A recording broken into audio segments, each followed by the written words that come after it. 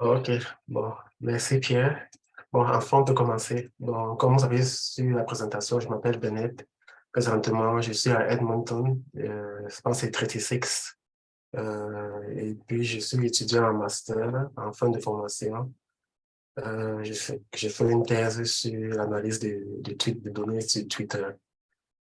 Donc, nous sommes deux pour faire la présentation aujourd'hui. Il y a moi et il y a Yann qui va faire la première partie. À toi, Yann. Bonjour à tous et à toutes. Mon nom est Yann Audin et je suis à l'Université de Montréal, physiquement et en tant qu'étudiant au doctorat en humanité numérique. La présentation que vous allez voir aujourd'hui, on y travaille depuis un moment, mais on n'a pas réussi à la donner encore par, à cause de conflits d'horaire, malheureusement. Donc, on est très heureux de pouvoir la faire avec vous ici pour cette série. Euh, Commençons tout de suite avec nos diapos. Je vous les envoie juste là. Hmm, plein écran et est-ce que vous pouvez tous voir ce que je vois? Signe de la tête, c'est parfait. Alors, bienvenue à cette introduction. Les Voyant Tools, ce sont des outils clés en main d'analyse textuelle et de visualisation de données qui ont été développés en grande partie par Stéphane Sinclair.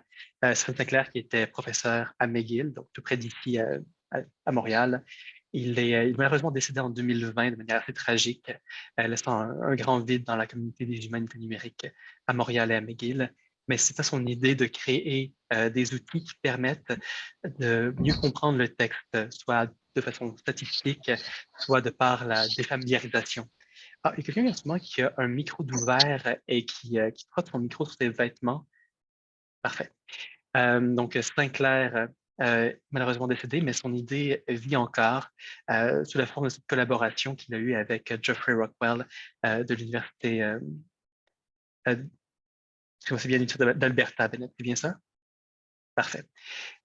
Alors, les deux ont créé ensemble l'interface que vous pouvez voir dans le coin en bas à droite, une interface qui permet de visualiser les données textuelles, mais également de les analyser en détail avec plusieurs outils qui sont parfois difficiles d'accès, des outils qui demandent une expertise importante et qui sont tout d'un coup rendus facilement accessibles à n'importe qui en quelques clics et qui permettent des exportations de plusieurs types.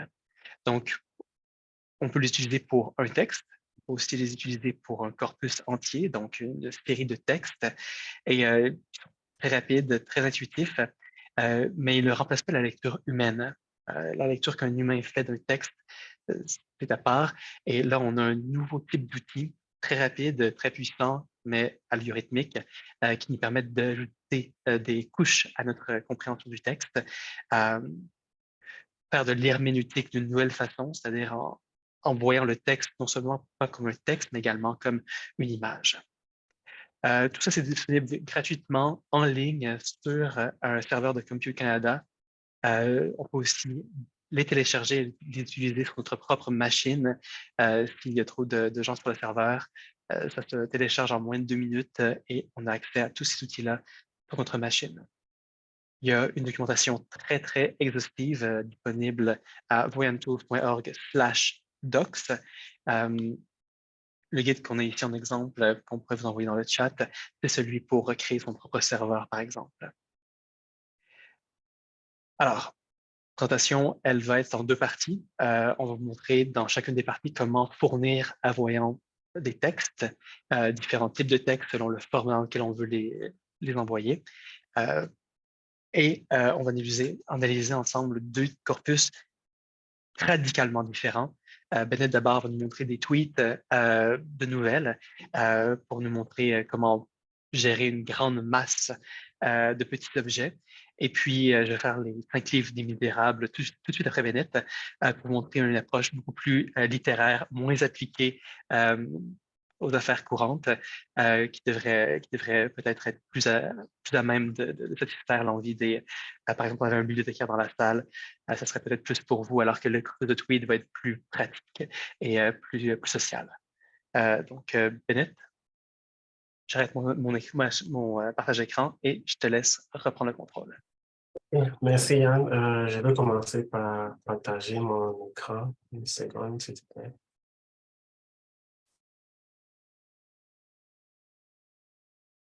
OK. Bon, est-ce que vous pouvez confirmer que vous voyez très bien mon écran? OK. Bon, on va commencer par aller à la page d'accueil de la voyante. C'est tout facile. On peut juste écrire voyantetous.org. Et puis ceci, ça nous amène à la page d'accueil. Donc, par défaut, la page d'accueil, c'est en anglais. Donc, on peut facilement changer cela en cliquant sur ce bouton. Et puis, on va cliquer sur French. On clique sur Confirm. OK, maintenant, on va parler de différentes façons, comment fournir des textes en voyante. Donc, il y a beaucoup de différentes façons de le faire. On peut juste faire du copier-coller et puis copier un texte, le mettre dans ce carré-là. Et puis, on peut aussi faire par lien URL. Donc, on peut peut-être aller sur Gutenberg Project, chercher euh, un texte là-bas et puis le coller ici. Et puis, on peut aussi juste charger un texte de notre ordinateur. Bon, il y a aussi beaucoup de paramétrages qu'on peut utiliser pour charger des textes à partir de notre ordinateur. On va en parler de deux qui sont les plus utilisés. Le paramétrage texte, donc voici les différentes options. Donc, par exemple, je vais ouvrir un dossier de mon ordinateur et il y a ce dossier texte. Donc, c'est une partie de... Je ne sais pas si vous voyez le dossier texte que je viens d'ouvrir. Vous le voyez? Non? OK.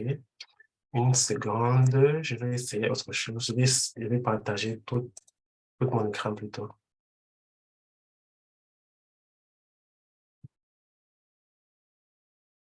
Je pense que vous voyez le texte maintenant. OK, merci. D'accord. Bon, je viens d'ouvrir un dossier texte. Et donc, c'est une partie du livre, une partie de la troisième partie du livre Les Misérables que Yann va présenter tout à l'heure.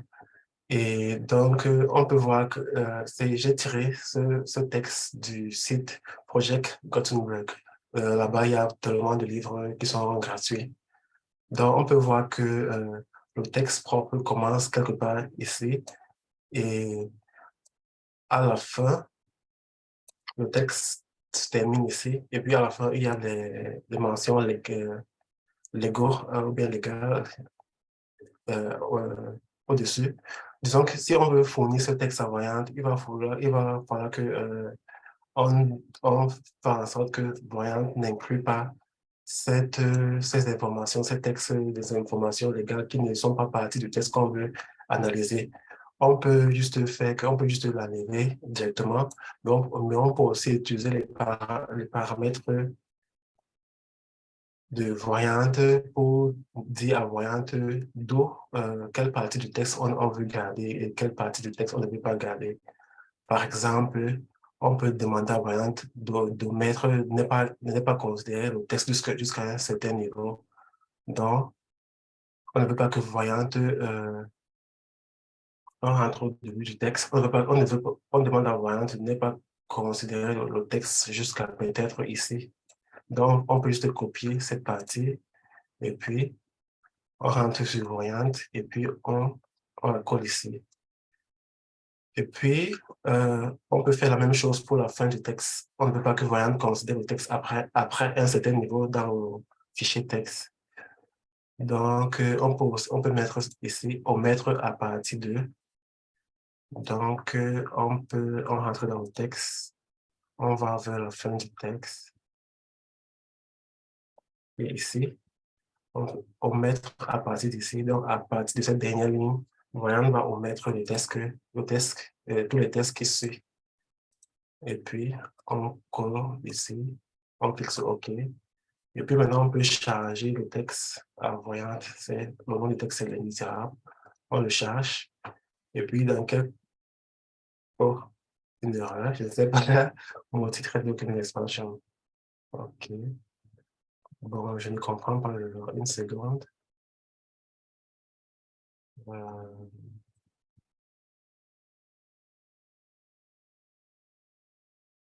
Bon, je vais encore recommencer la procédure. Je ne sais pas ce qui se passe.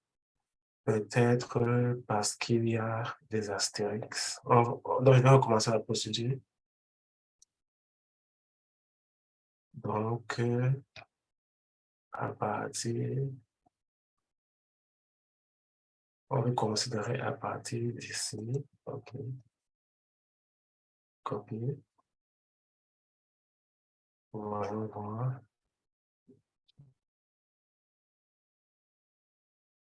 Et on va faire jusqu'à ici. On essaie encore une deuxième fois.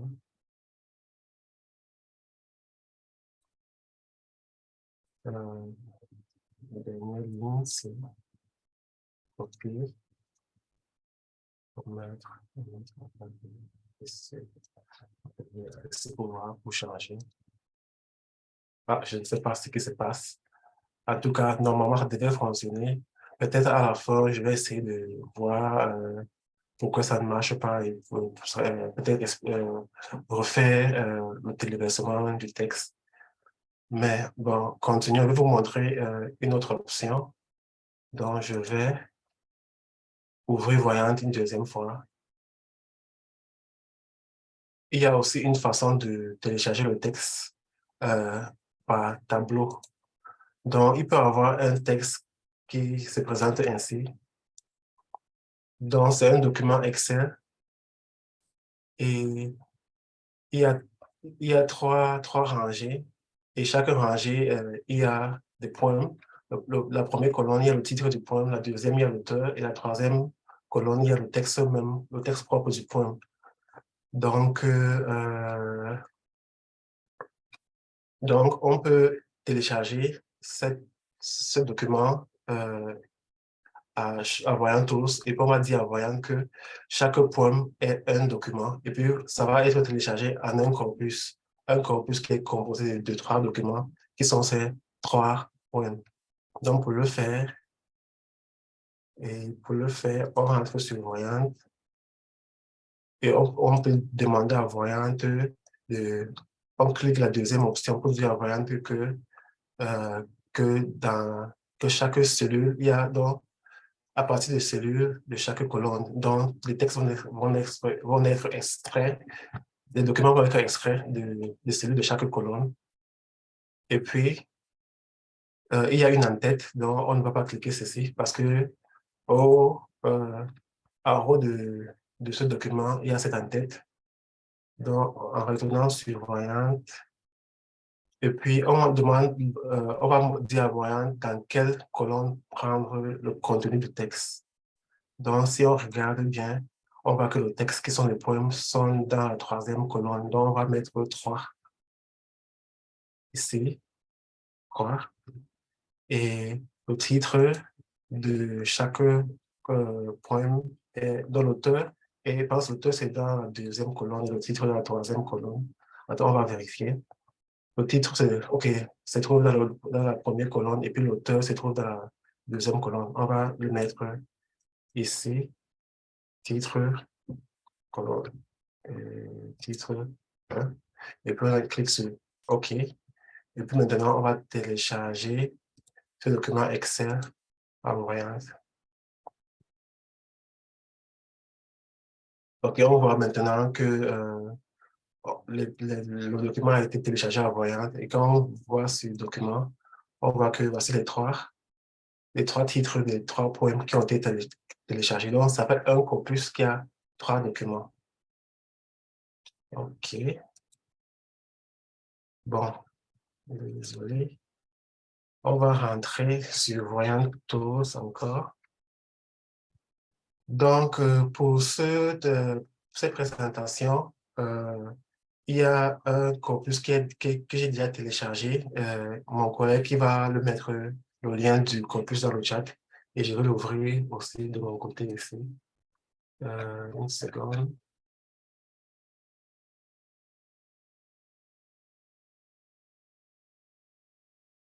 Copie, donc, adresse.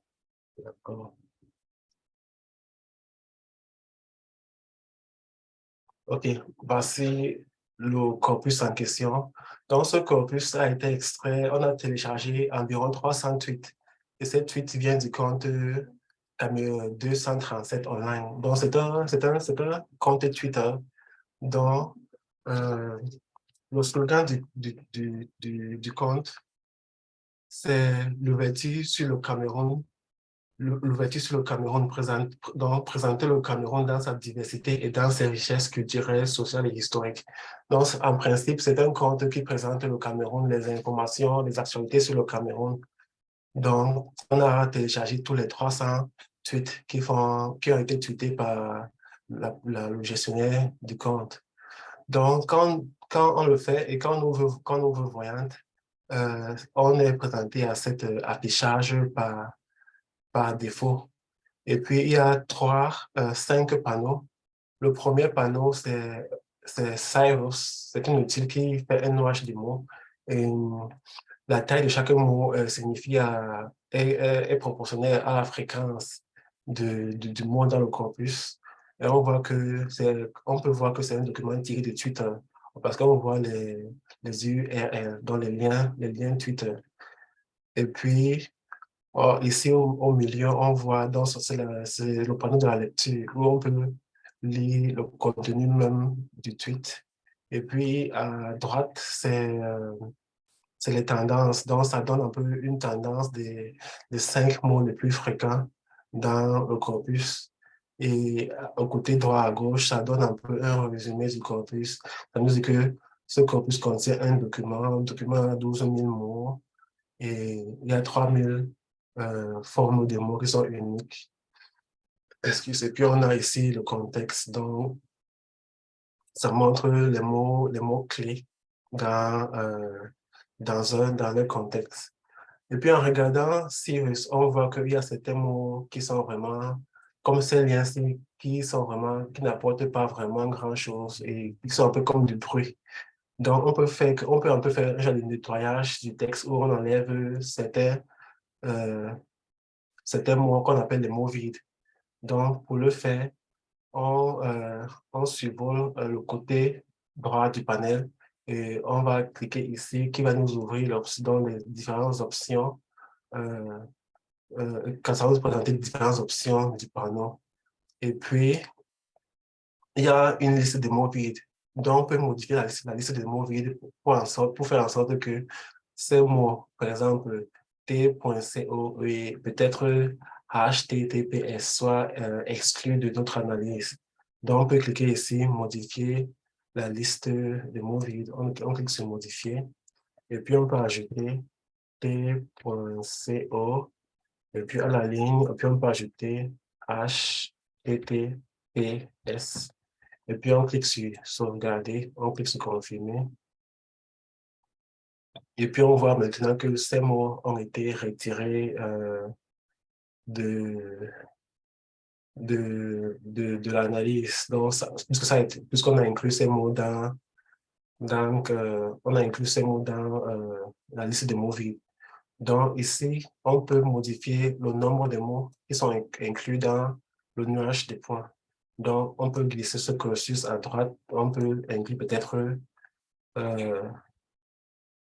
100, non, on est à 155 mots. On peut monter jusqu'à peut-être 205 mots, juste pour voir. Donc, j'ai une question à vous poser. Vous pouvez répondre dans le chat. Selon vous, juste en regardant ce nuage des points, qu'est-ce que le contenu de ce compte Twitter? Quel est le sujet qui est le plus euh, couvert par ce compte Twitter? Donc, je vais agrandir et il peut exporter cette fenêtre pour mieux l'agrandir, pour que ça soit plus visible. Donc, je vais exporter cette visualisation. Donc, vous êtes maintenant capable de mieux voir. Vous pouvez écrire dans le chat, selon vous, qu'est-ce qui est l'actualité le plus couvert par ce compte Twitter? Vous pouvez aussi ouvrir votre micro pour commenter.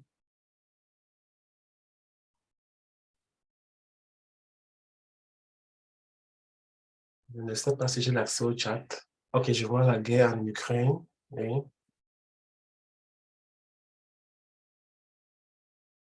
Stéphane qui dit la guerre en Ukraine. Une autre personne.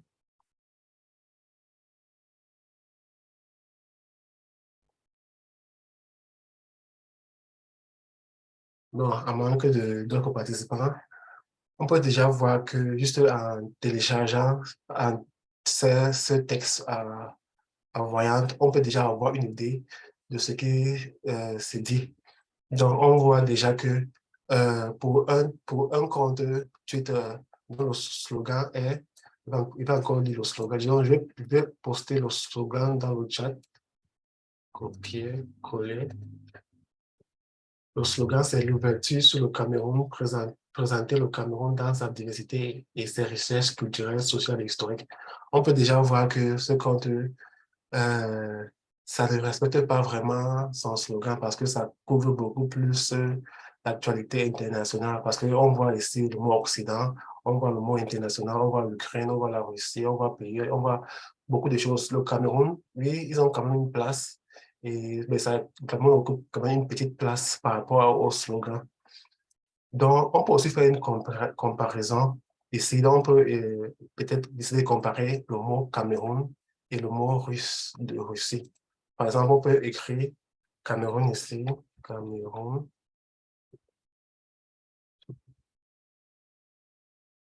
Cameroun, oui. Et puis, on peut aussi écrire Russie, juste pour avoir une comparaison. Et on peut voir que l'actualité sur la Russie est beaucoup plus présente que l'actualité sur le Cameroun. On peut déjà avoir une idée que ce, ce compte couvre beaucoup plus l'actualité occidentale internationale. Et puis aussi, on voit aussi ce mot international. Donc là, je me demande pourquoi est-ce que ce mot international est beaucoup si présent dans le texte. Donc, on peut redescendre ici dans le panneau de contexte pour voir comment est-ce que le mot international est utilisé, pour un peu comprendre pourquoi si on parle du Cameroun dans sa position internationale, ou bien si on parle d'autres pays et pas du Cameroun peut-être, on peut écrire le mot international. On voit que ça apparaît 227 fois et on peut essayer de voir comment le mot international est utilisé.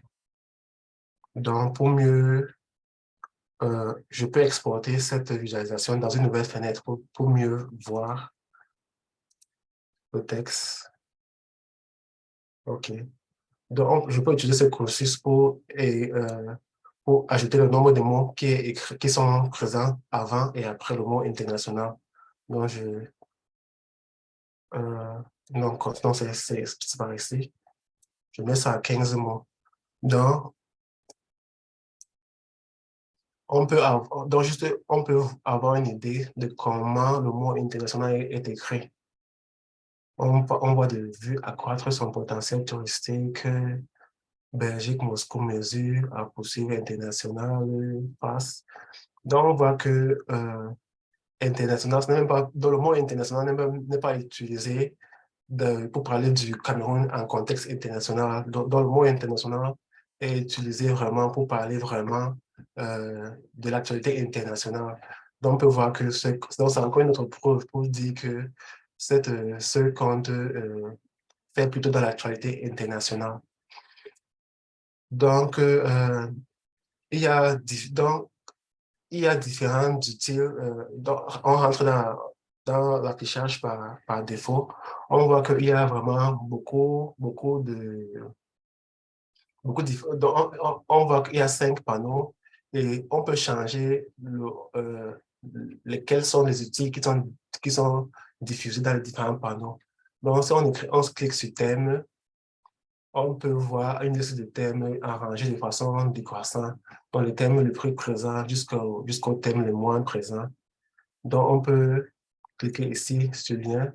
Donc, ça nous montre une autre outil qui montre les liens qu'il y a entre les différents mots. On peut cliquer quand on clique, parce que les différents panneaux sont un peu reliés. Quand on clique sur robot, on voit la présence du mot robot dans le corpus. On voit que le robot est lié à Russie.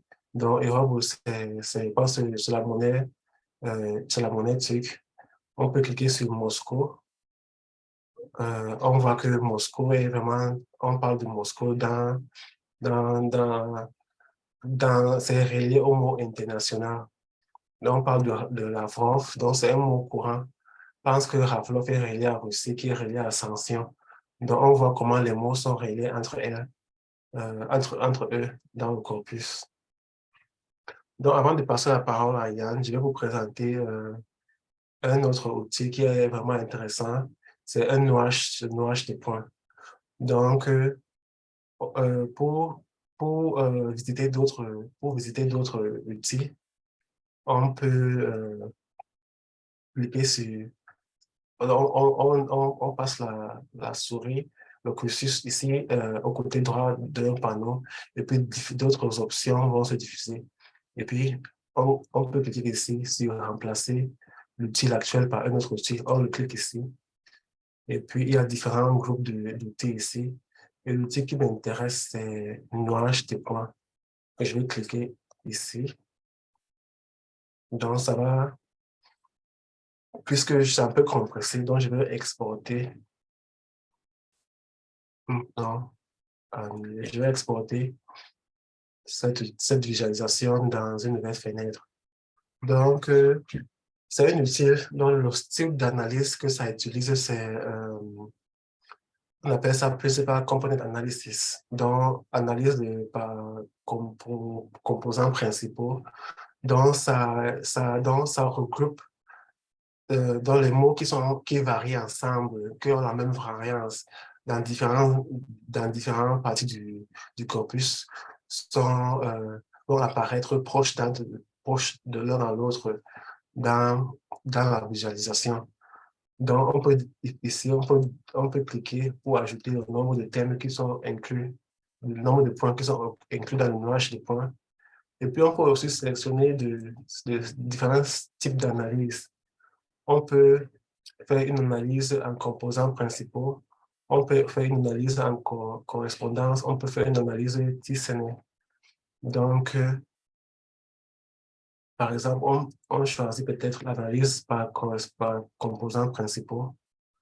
On voit que le mot international, le mot Russie, le mot russe, donc on peut essayer de voir quel, donc, donc c'est pas toujours vraiment clair, mais on peut essayer de comprendre comment ces mots varient ensemble. Donc, et ça nous permet de faire peut-être des inférences, donc des inférences par rapport au texte. On peut essayer d'analyse par correspondance principaux. Il y a 3 types d'analyse. On voit ici société, Cameroun, banque, ministère, agence, Istanbul, diplomate, Macron. Donc, on peut voir ici, banque, Cameroun, dans société, développement. Donc, ça nous donne, donc on voit l'analyse qu'on a choisie, c'est analyse des correspondances. Donc, du côté droit, je pense que ça regroupe les mots qui sont en train de parler de l'actualité un peu plus du Cameroun.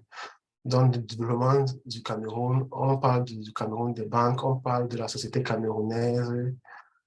Et puis, du côté gauche, on peut juste, ce sont juste les suppositions. Donc, on voit peut-être le mot expulsion. On peut voir diplomate, on peut voir Macron, on peut voir Kiev. Donc, on peut peut-être avoir une idée que peut-être ça parle de l'expulsion des diplomates. On parle de Macron, on parle peut-être Macron, mais la France a expulsé ses diplomates, je ne sais pas. Et puis on parle de Kiev, la capitale de l'Ukraine. Donc, ça nous permet juste d'avoir une idée pour voir comment, donc un peu Donc, ça nous permet de voir certains thèmes, dont on peut voir différents thèmes qui sont abordés par le corpus, parce que ça, dans différents points qui sont regroupés ensemble, ça peut être en train de... les différents mots sont peut-être regroupés par thème. Donc, ça nous donne une idée de différents thèmes qui sont couverts par le corpus. Et puis, on voit aussi Zelensky, c'est le président de l'Ukraine. Donc, peut-être, on peut voir que tous ces points-ci parlent de la guerre en Ukraine, les différentes réactions des différents corps diplomates. La réaction de France, la réaction de Macron, le président Zelensky. Donc, ça nous donne juste une idée. Donc, c'est un peu cela. Et je pense que on rentre, il y a Donc, il y a beaucoup d'outils et beaucoup de visualisations. Et mon collègue Yann, il va vous présenter une autre analyse avec différents types de visualisations. Et, euh, et je vous encourage aussi à explorer les différentes visualisations. Bon, Yann, je te passe la parole. Parfait. On va maintenant se lancer dans une analyse plus littéraire en mettant l'accent sur les 5 livres des Misérables qui ont été divisés à la base en 5 tomes. Je peux vous envoyer ici ce que j'utilise comme corpus. J'ai séparé donc le- le- l'ensemble des Misérables en 5 petits documents textes que j'ai mis sur Voyant. Et on a déjà vu ensemble comment les mettre sur Voyant comme corpus, de le refaire. Il est là pour vous, prêt à être utilisé. Alors,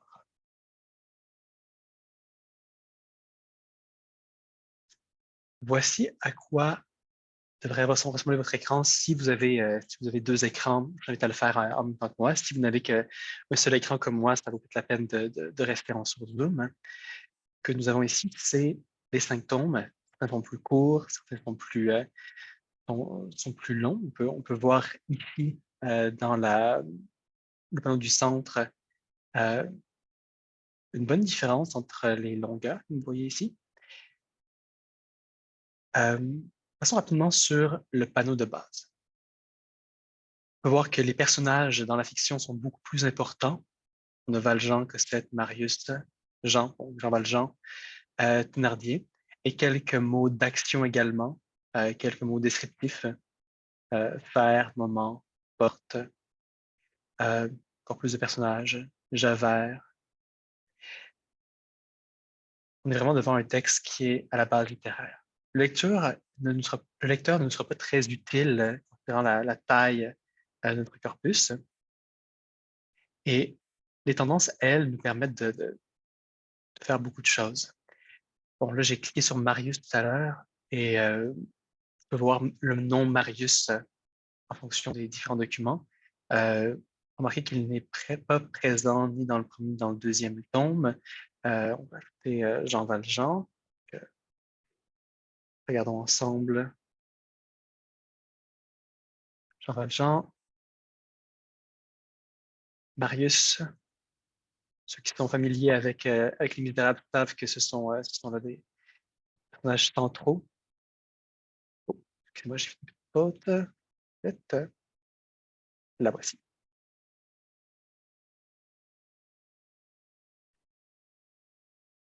La visualisation devrait arriver dans une seule seconde.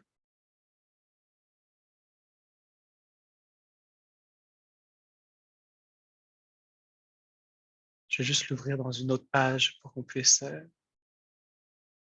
se concentrer uniquement dessus.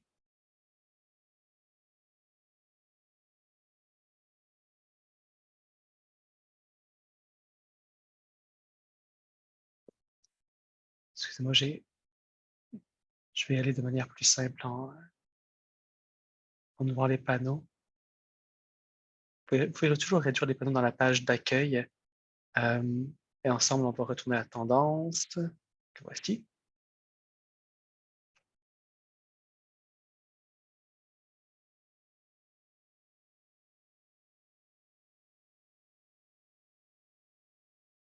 Est-ce que Bennett, tu vois de ton côté les lignes sont invisibles de mon côté. Je pense que j'ai un petit problème avec...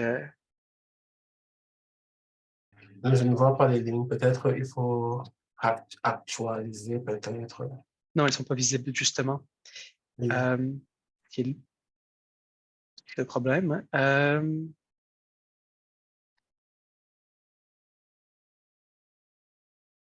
Permettez-moi simplement de réactualiser. Oh, les voilà. Parfait. Ah. Très bien. Alors, simplement en regardant la fréquence des différents personnages dans le texte, on peut voir qui est présent à un moment ou à un autre. C'est une petite analyse extrêmement simple, mais qui peut prendre un peu plus son sens lorsqu'on demande des sujets qui nous intéressent particulièrement. Dans le cadre de l'étude des Misérables, on est de retour avec la vision de base avec les 5 mots les plus importants. Vraiment, j'aimerais parler des barricades, de la Révolution. Et ça va nous donner un peu euh, la texture du texte. Euh, et ajoutons finalement le mot soldat pour voir qu'il est beaucoup moins présent que les autres. Voilà. Faisons une analyse comme ça thématique très simple du texte. Je peux déjà trouver des points d'intérêt pour moi euh, si mon but c'est d'étudier la représentation de la Révolution française dans le cadre des Misérables. Je peux voir qu'il y a une certaine tension dès les premiers livres avec la présence de soldats et que le mot révolution devient de plus en plus important jusqu'au 4e tome qui est celui où est-ce qu'on rencontre dans un café les révolutionnaires. Et finalement, on peut voir que la barricade devient un élément extrêmement important du texte beaucoup plus tard. Cette façon de visualiser le texte, d'une façon, c'est pour renforcer, prouver certains de mes biais ou certaines de mes idées. J'arrive comme ça à savoir, à confirmer euh, mon intuition que le 5e tome des Misérables, c'est celui où est-ce que la barricade est la plus importante et qu'on n'en parle pas du tout dans les premiers tomes. Par contre, ça, c'est simplement une confirmation d'une information que j'ai déjà. Je peux simplement prouver quelque chose, alors que moi, j'aimerais découvrir des choses nouvelles, essayer de mieux comprendre les différents textes des Misérables. Et pour cela, je vais présenter l'outil qui s'appelle Mandala. Alors, Mandala, ce qu'il fait de base, c'est qu'il va prendre les mots les plus importants et il va les mettre dans un cercle et les utiliser comme des aimants. Plus un mot est présent dans un texte, plus ce texte est attiré par ce mot. Bon, quelques mots ici qui ne sont pas très utiles. J'imagine, nous prouvent que les textes misérables 1 et 3 euh, ont plus de dialogue, alors que ils sont ici. Est-ce qu'on avait Marius encore? Oui, le voilà. Marius est plus proche de Misérables 4, 5 et 3. Et moi, je vais y aller pour les thèmes. Je vais y aller pour comprendre le texte dans ce qu'il nous dit, encore une fois, à propos de la Révolution.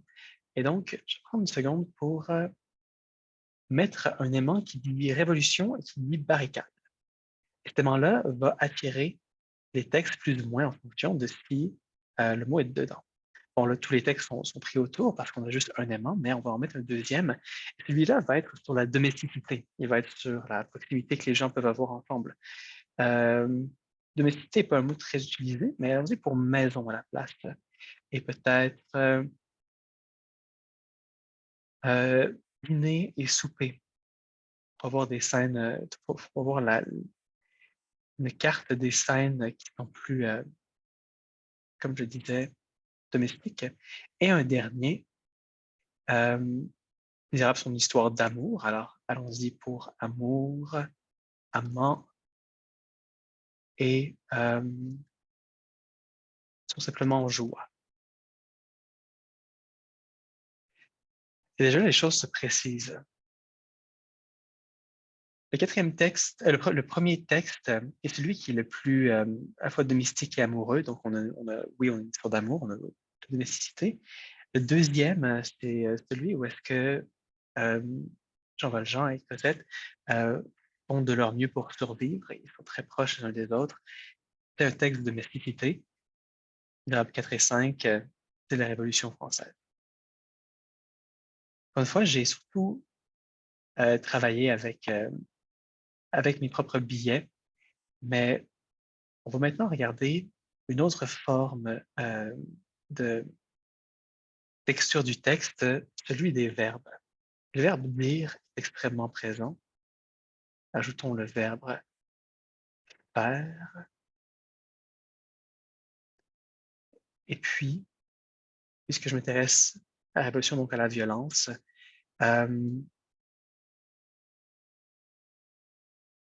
avec qui n'est pas très présent, lancer peut-être, donc pas très présent non plus, quel genre de mot on pourrait avoir qui serait lié à l'attaque fusillée? Voilà, fusillade qui est présent.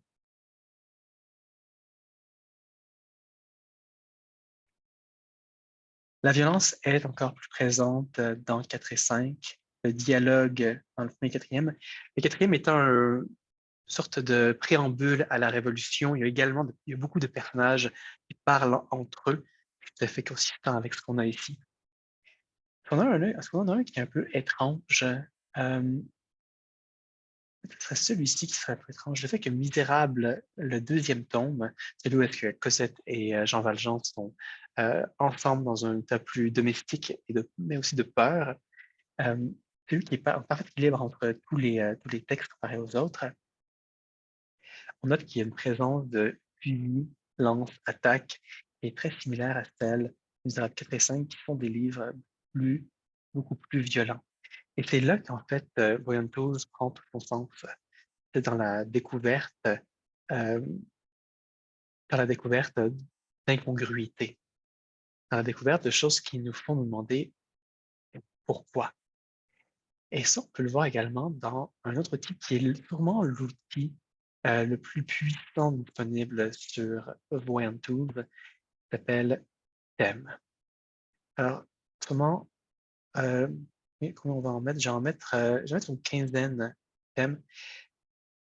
18, c'est correct. 18 thèmes. Oh, termes. 13 thèmes d'une dizaine de termes. La modélisation thématique, j'en parle très brièvement parce que c'est, je disais, un outil très, très, très fort.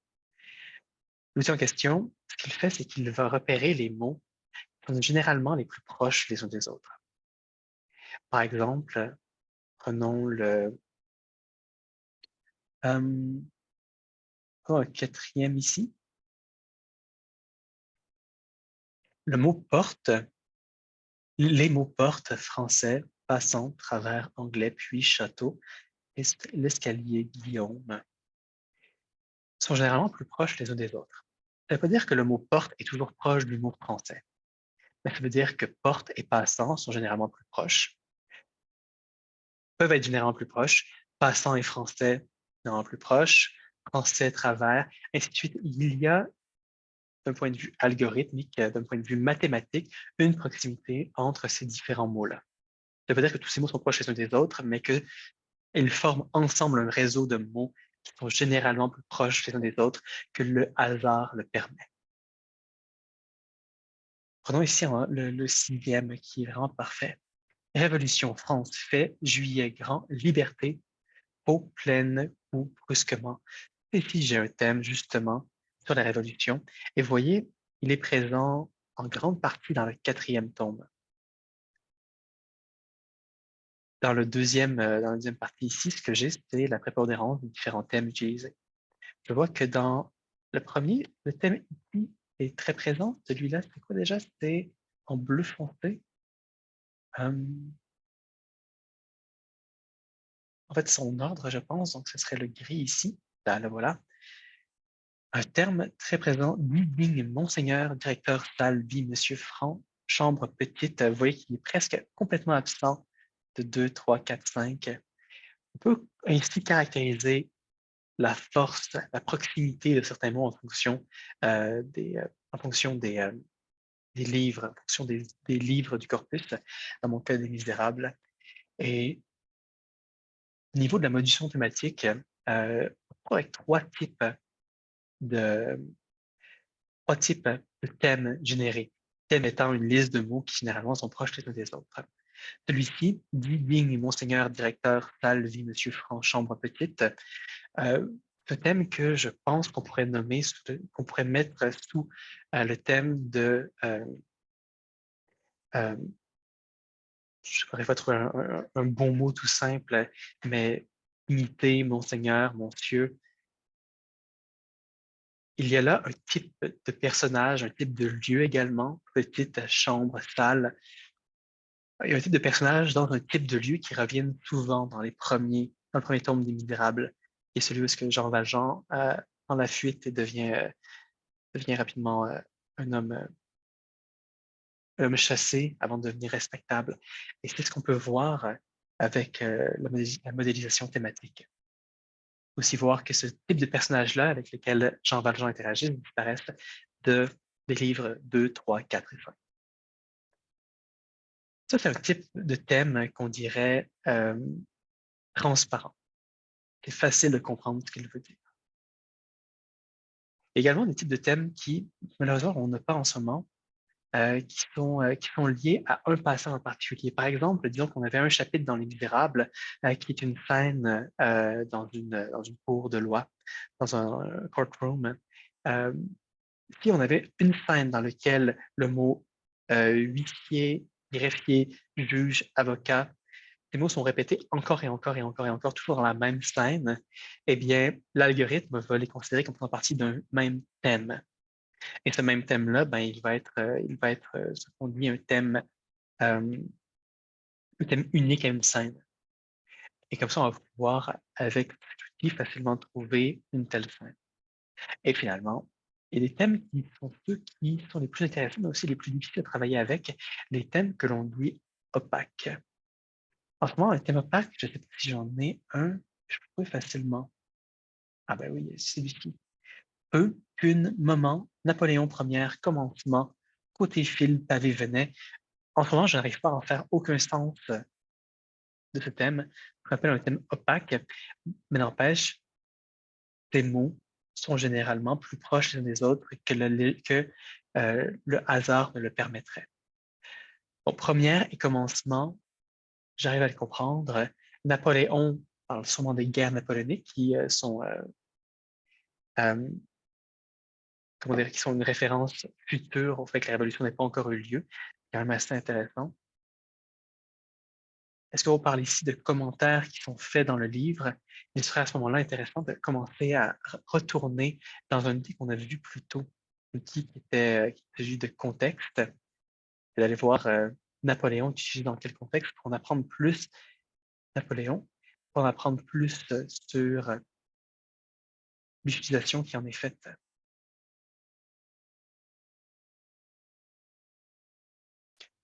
On parle bel et bien du Napoléon historique. Je vais me donner un contexte un peu plus grand. Voilà. Alors ici, on a une unité de mesure d'or. On a aussi des références à Waterloo. Et vous voyez ici, c'est bel et bien, oh, excusez-moi, c'est bel et bien une référence historique. Il semblerait que Napoléon ait tellement affecté l'écriture des Misérables que des références napoléoniques sont très, très présentes dans cette histoire qui se passe avant la Révolution française. Et ça, c'est, encore une fois, c'est une sorte de texture du texte qui est intéressante.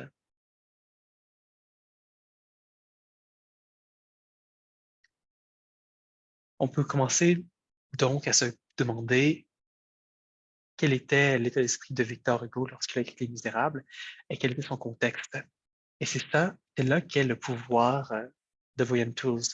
Il y avait, oui, la visualisation qui permettait de faire de découvrir des choses, de confirmer des choses que l'on savait déjà, mais également d'autres formes de visualisation qui nous permettent de découvrir des choses dont on ne savait pas, des points de recherche. Et c'est ce que les créateurs des Voyant Tools, Jeffrey Rockwell et Stéphane Sinclair, ont beaucoup appelé la défamiliarisation. Et ça, je vais vous la montrer avec un outil qui est très, très étrange et qui, je n'ai jamais réussi à découvrir grand-chose avec cet outil-là, mais euh, je pense qu'il est intéressant dans ce qu'il essaie de faire. Euh, C'était le nœud qui vient de disparaître malheureusement. Le nœud juste ici. C'est un outil qui est très intriguant visuellement.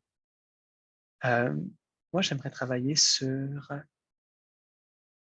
on a Les Misérables 1. Comme je l'ai dit, moi, ce qui m'intéresse beaucoup, c'est la barricade. Alors, ce que je vais faire ici, c'est que j'ai demandé certains termes.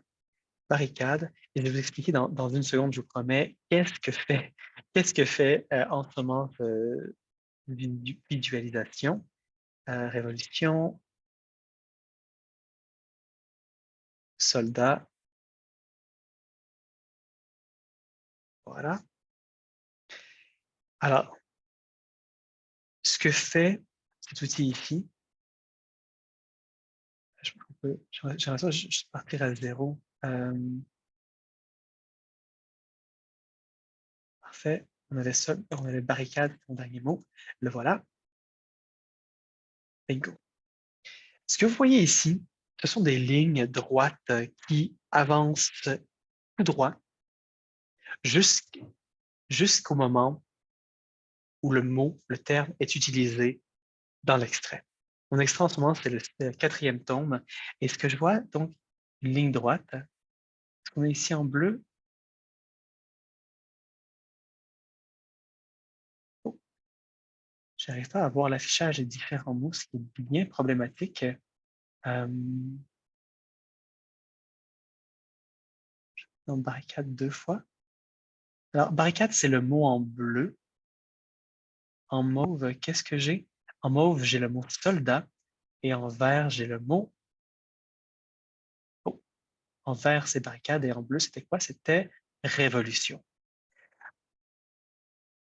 Ce que Voyant Tools fait, c'est qu'il lit le texte du 4e tome des Misérables et à mesure qu'il lit, il allonge la ligne bleue, verte et mauve et chaque fois que le terme que j'ai demandé apparaît, il fait un petit virage. Et ce qu'on peut voir comme ça, c'est comment est-ce que le texte est texturé autour de ces mots. Par exemple, le mot révolution au début du 4e tome apparaît, on dirait, une trentaine de fois très, très rapidement avant de devenir absent et de ne réapparaître qu'à la fin. De la même façon, le mot soldat n'apparaît qu'à la fin et le mot barricade est presque jamais employé sauf à la fin. Ce qu'on a ici, c'est une discussion sur la révolution qui prend beaucoup de temps à parvenir, mais à la fin, alors que les soldats sont en train d'apparaître, on parle de révolution, on lance les meubles dans la rue et on crie la barricade.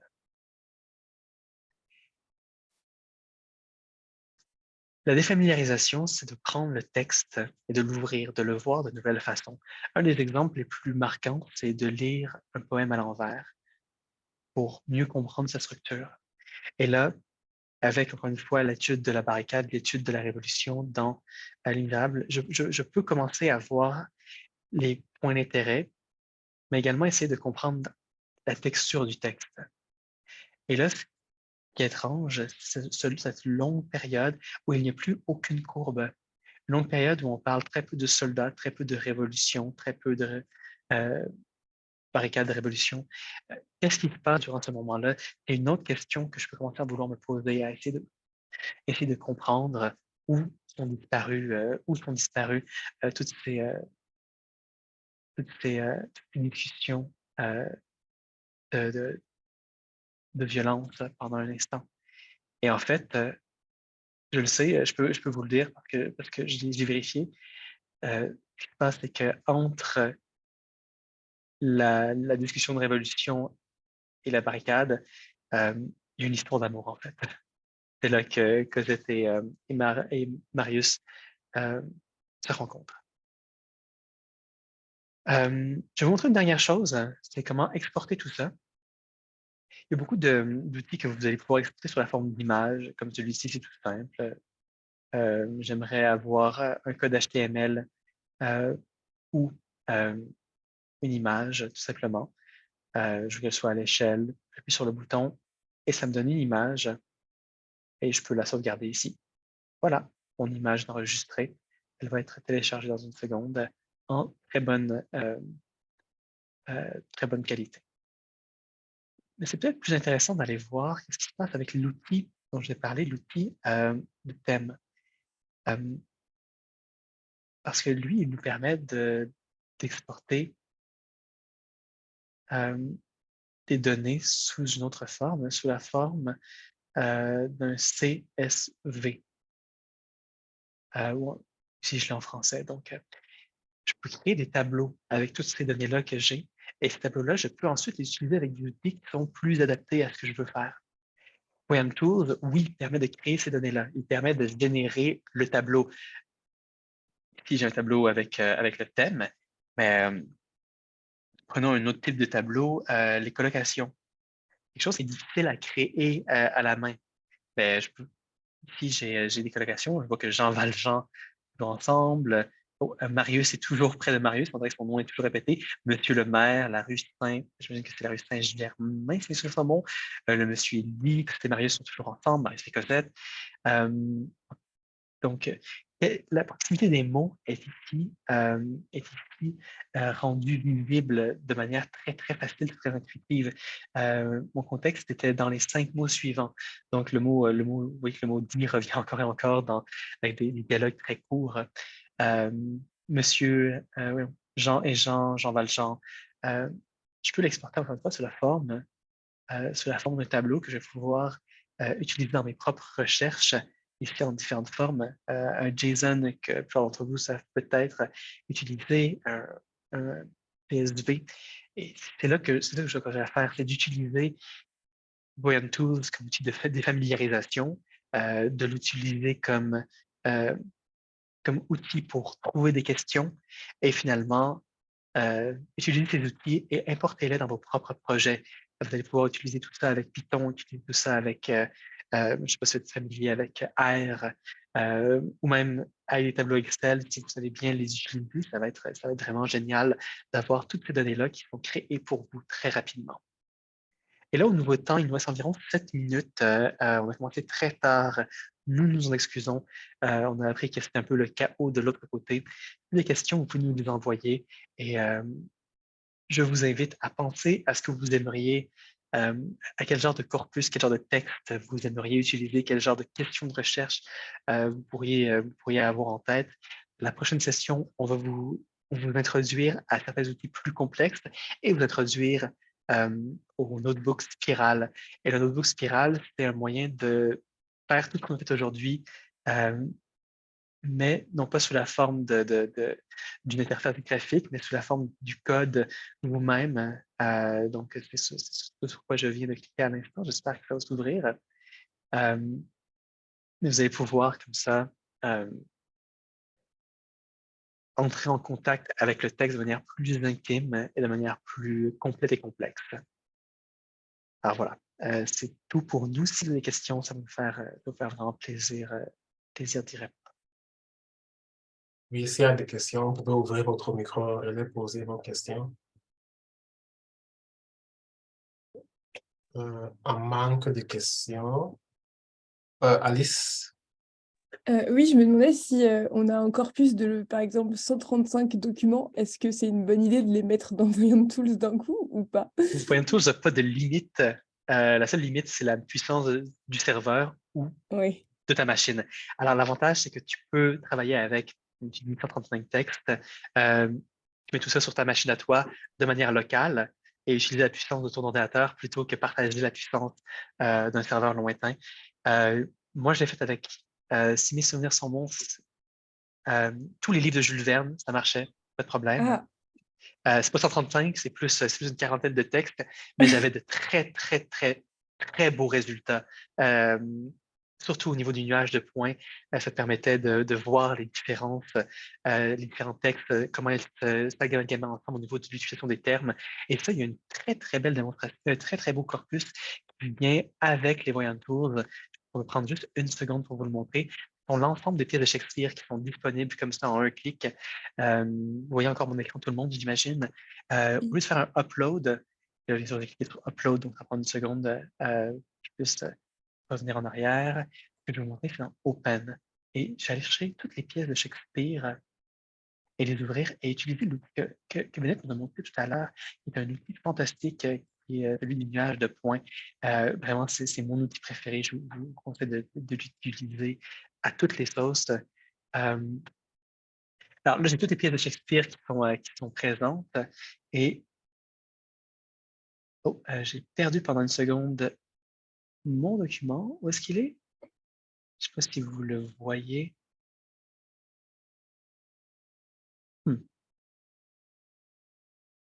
Scatterplot. Le voilà. Parce que j'étais en anglais, donc je n'arrivais pas à le voir. En mettant les pièces de Shakespeare et en les associant ensemble à partir de leur utilisation de différents mots, on va remarquer quelque chose de fantastique et je pense que je peux rendre ça plus clair en utilisant ça. Et moi, ce que je veux, ce sont DF et je veux la similarité des documents. Et ça, c'est merveilleux parce qu'on peut voir apparaître des catégories de pièces ensemble. Je vais essayer de rendre ça le plus gros possible.